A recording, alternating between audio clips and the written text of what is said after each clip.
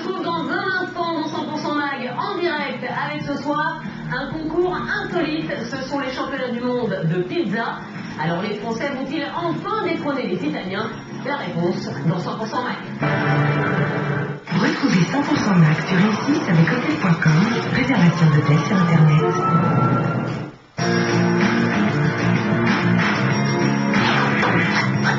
Chaque jour, il régale ses clients dans sa camionnette. Mine de rien, c'est un champion dans sa discipline. Il a même été sélectionné pour participer au championnat du monde de pizza. Ça se passe de l'autre côté des Alpes, chez les maîtres italiens, et c'est une compétition très sérieuse.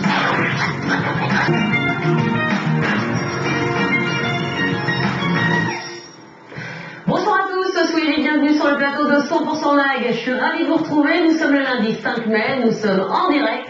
Et on commence tout de suite avec un concours très insolite. C'est le championnat du monde de pizza. Et oui, ça existe, ça se passait la semaine dernière en Italie. Il y avait 450 participants, dont une vingtaine de Français. Et parmi ces Français, il y avait Grégory. Grégory, venu se mesurer pour la première fois aux redoutables Italiens, 17 fois champion du monde de la discipline, en 17 éditions. Alors comment Grégory s'est-il préparé pour ce concours prestigieux? A-t-il réussi à remporter la Pizza d'Or 2008? C'est un reportage de Jean-Marc Estric et Raphaël Licandro. Nous sommes sur un parking, au fin fond de la Haute-Savoie. Ce camion ne paie pas de mine, mais à l'intérieur, il y a peut-être un futur champion du monde. Bonsoir. Il s'appelle Grégory, il est un peu le Paul Bocuse de la pizza. C'est tout complet jusqu'à 19h15, dans une heure. Demain, il part participer au championnat du monde des pizzaiolos, en Italie évidemment. Mais pour gagner, il devra emmener là-bas une pâte d'exception. C'est ce qu'il y a de plus important, la pâte. Votre secret, c'est quoi? Mon secret, c'est mon secret à moi, que je garde jalousement, puisque c'est des années, des heures et des heures de recherche. Le temps de fermer son camion, et Grégory va nous emmener dans son laboratoire secret. C'est ici qu'il a expérimenté des dizaines de farines, d'huile et de levure, avec une seule obsession en tête, trouver la recette magique. Et tout cela avec des ustensiles de cuisine inattendus. On pèse pas le sel et la levure, tout ça approximativement. J'utilise moi une balance de bijoutier qui est ultra précise. Donc là, je peux avoir par exemple 15,46 grammes. Grégory est très équipé et ce n'est pas fini. Une compétition de pizza, c'est comme les JO, il y a la tenue officielle. C'est la tenue avec le logo du camion, le nom et puis derrière marqué France. Le petit plus, c'est ça? Les chaussures aux couleurs de la France. Il est 4 h du matin, c'est le départ. Grégory prépare son sac, dedans les fameuses boules de pâte et les légumes pour garnir sa pizza. Donc là, on a tout. Et c'est parti pour 5 heures de route. Arrivé en Italie au petit matin, nous sommes à Salsomaggiore, petite station thermale près de Parme. Pendant 3 jours, tout le gratin mondial de la pizza est là. La Madone, en pâte à pizza bien sûr, veillera sur tout ce beau monde. Vous êtes à Salsomaggiore, bienvenue dans le monde de la pizza. Salut, Même le pape de la pizza est là, 90 ans, un monument. Vous avez fait combien de pizzas dans votre vie? Et alors j'en sais rien moi, comment je fais pour compter ça? Je travaille depuis des années et des années. C'est impossible de compter tout ça.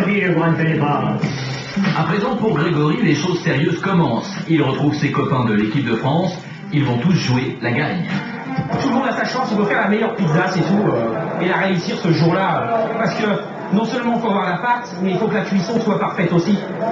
Parce que là, il y a tous les champions, il y a plusieurs champions du monde qui sont là, on est dans le temple de la pizza ici. Merci. Alors ça y est, c'est parti pour Grégory, Dossard 67. Il part en cuisine. Première étape, préparer les ingrédients de sa pizza.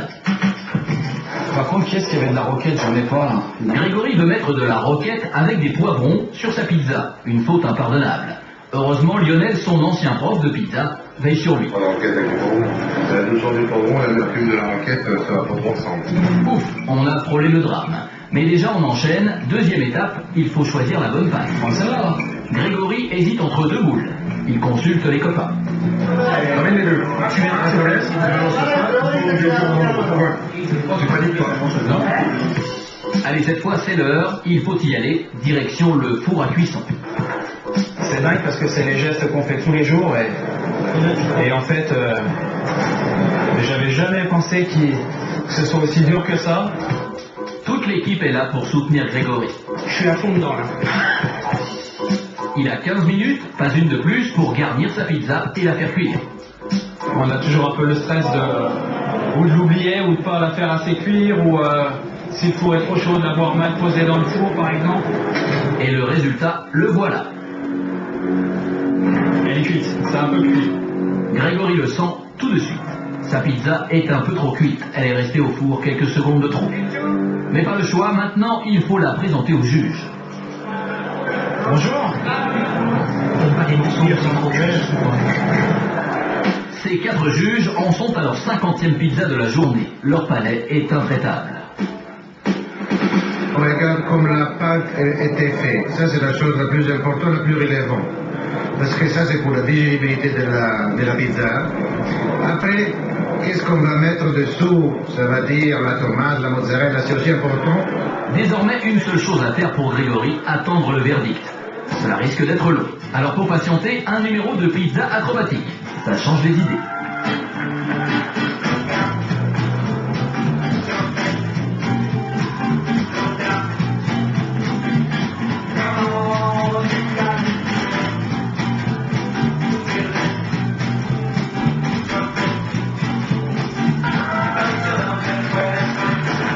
Fin de la récréation, c'est maintenant l'heure fatidique. Miss Italie en personne est là pour annoncer les résultats. Le titre mondial est remporté par une femme, c'est une première, elle est italienne évidemment. Pour Grégory, pas de podium, pour quelques secondes de trop dans le four, il dégringole au classement. 590.